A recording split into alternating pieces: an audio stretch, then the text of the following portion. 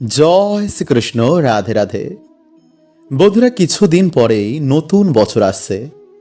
2025 শেষ করে আমরা 2026-এ পা রাখব। তাই এই সময় ভুলেও বন্ধুরা আপনারা এই পৌষ মাস চলাকালীন বাড়ির এই 5টি জিনিস ভুলেও কাউকেই দেবেন না। এছাড়া এই মাস চলাকালীন বিশেষ করে 2026 সাল আসার আগে এই সামান্য নিয়মগুলো আপনারা মেনে চলুন এবং এই পৌষ মাসে আপনারা পারলে এই খাবারটি অবশ্যই খান এবং এই একটি ফল আপনারা এই মাসে পেলে একদমই হাতছাড়া করবেন না। এতে 2026 সাল আপনাদের দেখবেন যে পরম সৌভাগ্যে ভরে গেছে। কারণ এই ফল এই মাসে পেলে আপনারা কি করবেন, এছাড়া এই মাসে কি দান করা সর্বশ্রেষ্ঠ, এই মাসে কি ভুল আপনারা করবেন না জানতে ভিডিওটি অবশ্যই কিন্তু বন্ধুরা পুরো দেখুন। কারণ এই কদিন আমাদের সামান্য কিছু ভুলে নতুন বছরে আমাদের বিভিন্ন সমস্যায় ভুগতে হয়। নতুন বছর আমরা অজান্তে দুর্ভাগ্য ডেকে আনি। কিন্তু তার আগে চলুন বন্ধুরা আমরা জেনে নিই যে এই নতুন বছর শুরুর আগে এই 8টির মধ্যে যদি একটি সংকেত আপনারা এই সময় পান তো বন্ধুরা আপনারা খুবই ভাগ্যশালী। নতুন বছর ঈশ্বরের কৃপায় আপনাদের দারুণ কাটবে। বন্ধুরা, হিন্দু ধর্মে পশু পাখিদের পূজনীয় মানা হয়। বহু পশু পাখি দেবতাদের বাহনও হয়। তাই শাস্ত্রের অনুসার এই সমস্ত জীবজন্তু আমাদের বাড়িতে আসা অত্যন্ত শুভ বলে মানা হয়। কারণ যখন আমাদের বাড়িতে কোনো পজিটিভ এনার্জি বা ঈশ্বরের কৃপা হয় তখন এই জীবজন্তু বন্ধুরা আমাদের বাড়িতে এসে আমাদের তা সংকেত দেয়। কারণ সেই সব এনার্জিদের ফলো করেই এইসব পশু পাখিরা আমাদের বাড়িতে চলে আসে।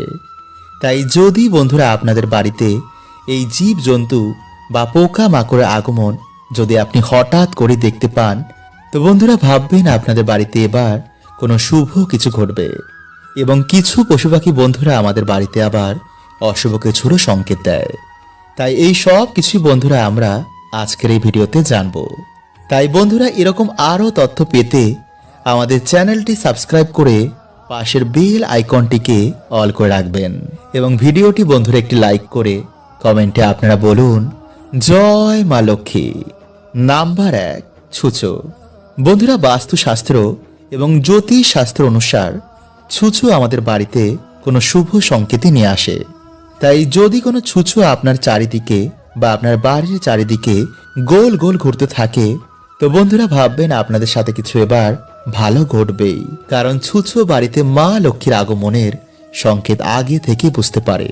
তাই যদি বন্ধুরা এই নতুন বছরের শুরুতে বা লক্ষ্মী পুজো বা দিওয়ালিতে যদি হঠাৎ করে আপনারা ছুঁচো দেখতে পান তো এটিকে কিন্তু খুবই শুভ সংকেত মানা হয়। কিন্তু বাড়িতে অধিক মাত্রায় আবার ইঁদুরের বাসও এটিকে অশুভ সংকেত মানা হয়। নাম্বার 2, মাকড়সার জাল এবং মৌচাক। বন্ধুরা, এগুলো আমাদের বাড়িতে দুর্ভাগ্য ডেকে আনে। কারণ মাকড়সার জাল হচ্ছে অলক্ষ্মীর সূচক। তাই যদি আপনাদের বাড়িতে আপনি মাকড়সার জাল দেখতে পান তো আপনি তাড়াতাড়ি সেগুলিকে কিন্তু বন্ধুরা পরিষ্কার করে ফেলুন। কারণ এটি আমাদের বাড়িতে উন্নতির পথে বাধা হয়ে দাঁড়ায়। নাম্বার 3, প্রজাপতি। বন্ধুরা, আমাদের বাড়িতে প্রজাপতির আগমন অত্যন্তই শুভ হয়। তাই যদি আপনাদের বাড়িতে বারবার প্রজাপতি আসে তো খুব তাড়াতাড়ি আপনি কিন্তু কোনো খুশির খবর পাবেন। নাম্বার 4, ভ্রমর। বন্ধুরা, কালো ভ্রমর আমাদের বাড়িতে আসা বিবাহ এবং খারাপ সময় সমাপ্ত হওয়ার আমাদের সংকেত দেয়। তাই ভুলেও কিন্তু বন্ধুরা এইসব প্রাণীরা আপনাদের বাড়িতে যখন আসবে তাদের মারবেন না। নাম্বার 5, পিঁপড়ে।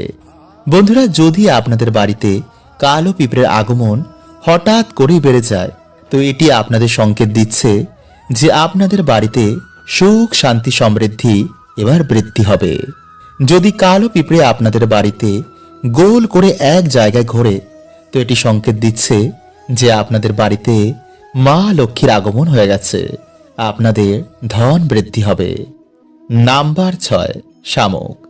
বন্ধুরা, শাস্ত্রের অনুসার বাড়িতে হঠাৎ করে শামুক দেখা এটি খুবই শুভ কিছু ঘটার আমাদের সংকেত দেয়। এটি ধন বৃদ্ধি এবং আমাদের জীবনে সুখ শান্তি আসারও আমাদের সংকেত দেয়। নাম্বার 7, টিকটিকি।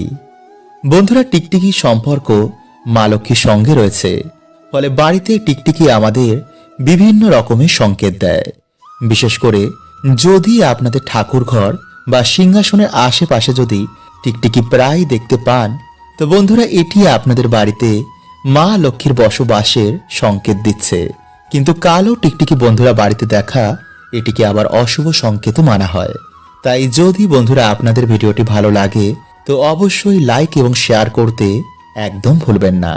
বন্ধুরা, শুরু হয়ে গেছে পৌষ মাস, আর কিছুদিন পরেই নতুন বছর আসছে। তাই পৌষ মাস চলাকালীন আমাদের সামান্য কিছু কার্যে নতুন বছরকে ভগবান পরম সৌভাগ্যে ভরিয়ে দেন। কারণ এই পৌষ মাসকে ভগবান বিষ্ণু, মা লক্ষ্মী, মহাদেব এবং সূর্য নারায়ণ দেবকে অর্পণ করা হয়। তাই এই মাসে যেমন আমাদের সামান্য কিছু কার্যে নতুন বছরে ভগবান সুখ, শান্তি এবং পরম সৌভাগ্যে ভরিয়ে দেন, তেমনি এই মাসে অজান্তে কিছু ভুলে সারা নতুন বছরে আমাদের বিভিন্ন রকম সমস্যা, দুর্ভাগ্য এবং দরিদ্রতায় ভুগতে হয়। এবং এই মাস চলাকালীন যারাই সবজি বা এই ফলটি পায়, তারাই নতুন বছরে হয় ধনবান এবং ভাগ্যশালী।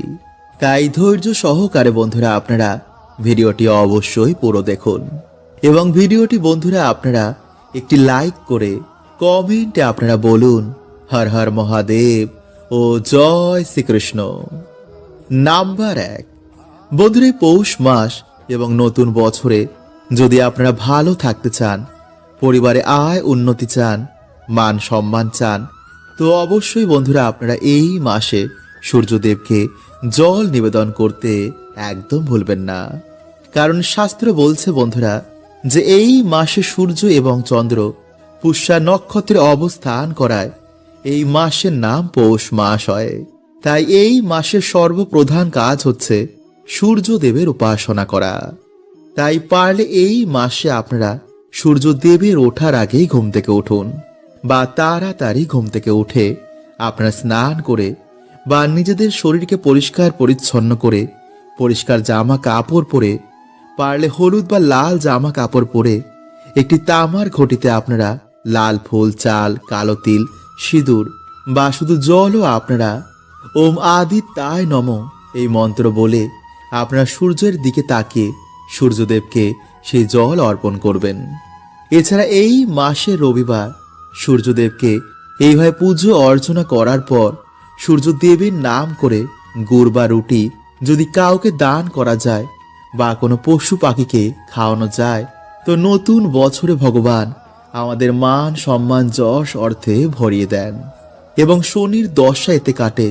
নতুন বছরে সেই ব্যক্তি সূর্যদেব এবং শনি দেবের কৃপায় পরম সৌভাগ্যে ভরে ওঠে।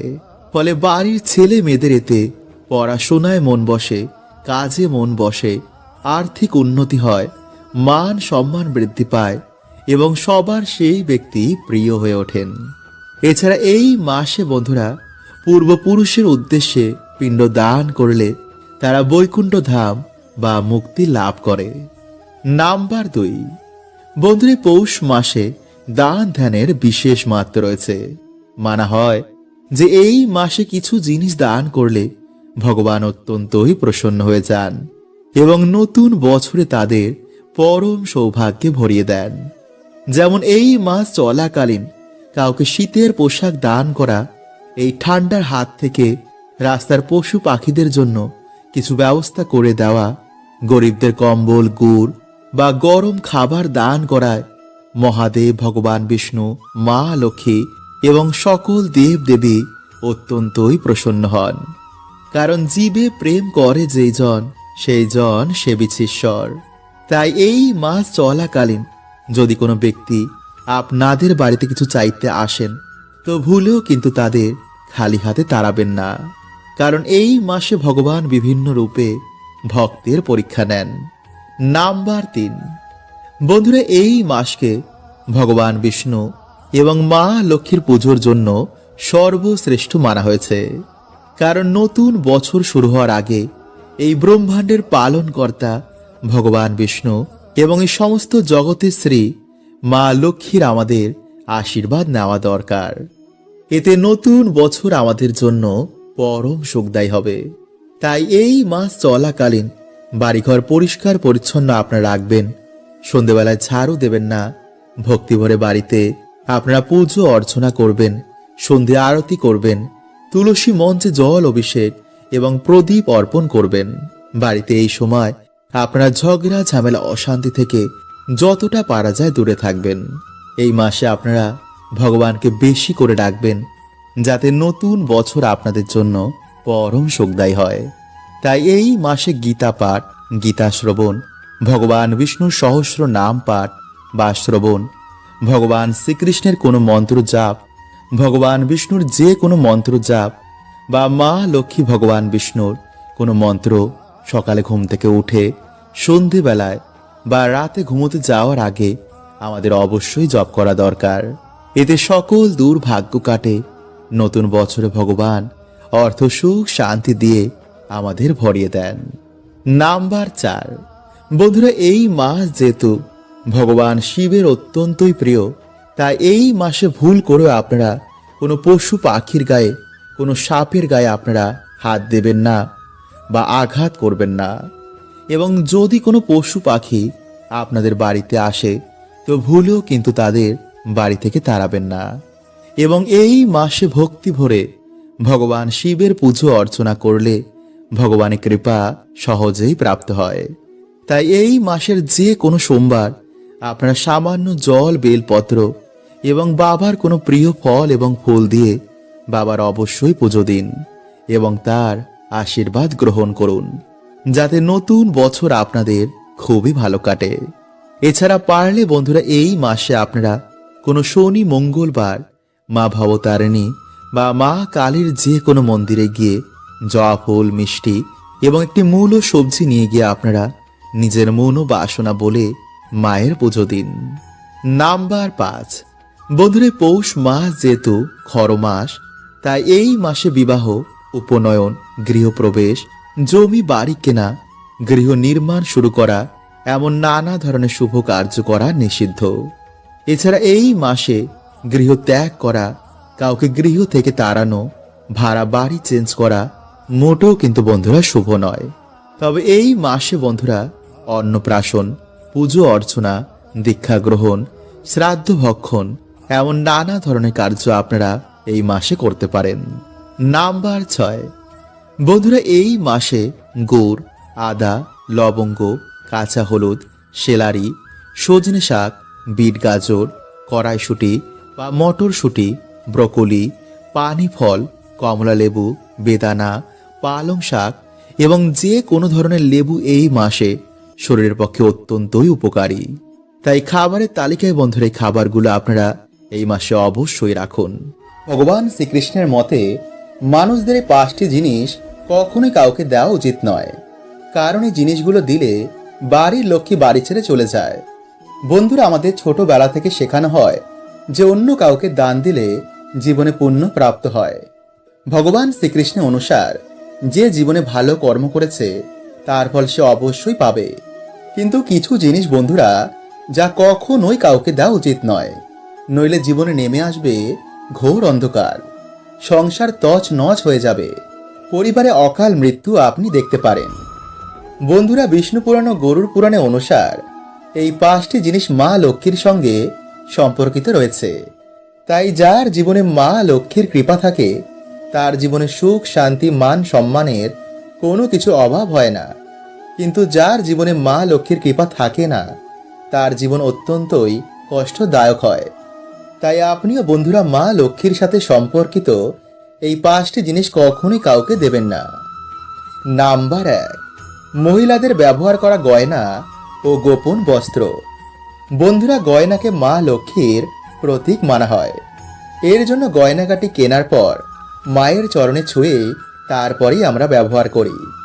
আর আপনারা সকলেই জানেন যে বাড়ির মহিলারা হচ্ছে মা লক্ষ্মীর প্রতিরূপ। তাই তাদের গয়না কখনোই ধার হিসাবে বা দান করা উচিত নয়, বিশেষ করে মঙ্গলসূত্র, পায়েল ও বিছা। এতে মানুষের ভাগ্য গয়নার সাথে বাড়ি ত্যাগ করে। নাম্বার 2, বন্ধুরা, সূর্যাস্তের পর কখনোই দুধ, দই, চাল, আটা ও লবণ এমন সাদা জিনিসের দান কখনোই কাউকে করবেন না। কারণ সাদা জিনিসের নজর একটু বেশি লাগে, ফলে বাড়ির পজিটিভ ঊর্জা বাড়ি ত্যাগ করে চলে যায়। এতে নানা রকম অসুখ বিসুখ পরিবারে ঘিরে ফেলে। তাই বিশেষ করে বন্ধুরা, লবণ সন্ধ্যার পর কখনোই কাউকে দেবেন না। যদি দিতেই হয় বাজার থেকে কিনে তারপরে দিন, কিন্তু রান্নাঘর থেকে ভুলেও বন্ধুরা কখনই এগুলো দেবেন না। নাম্বার 3, বেলনি ও চাটু। হ্যাঁ বন্ধুরা, রান্নাঘরে ব্যবহার করা বেলনি ও চাটু ভুলেও অন্য কাউকে দেবেন না। বন্ধুরা, আমরা সকলেই জানি যে মা লক্ষ্মীর কৃপায় আমরা অন্ন প্রাপ্ত করি। এর জন্য আমরা সবাই খাবার আগে ঈশ্বরকে ধন্যবাদ দিই। কিন্তু যদি আপনি এগুলো অন্য কাউকে দিয়ে দেন, তো আপনার বাড়ি থেকে মা লক্ষ্মী এই জিনিসের সাথে বাড়ি ছেড়ে চলে যাবে। নাম্বার 4, ঝাঁটা। বন্ধুরা, ঝাঁটা আমাদের বাড়ি থেকে নেগেটিভ ঊর্জাকে বার করে দেয়। তাই ঝাঁটাকে মা লক্ষ্মীর প্রতীক মানা হয়। তাই এর জন্য বাড়িতে ব্যবহার করা ঝাঁটা অন্য কাউকে কখনোই দেবেন না। এতে আপনার বাড়িতে নেগেটিভ ঊর্জার প্রভাব বৃদ্ধি পাবে।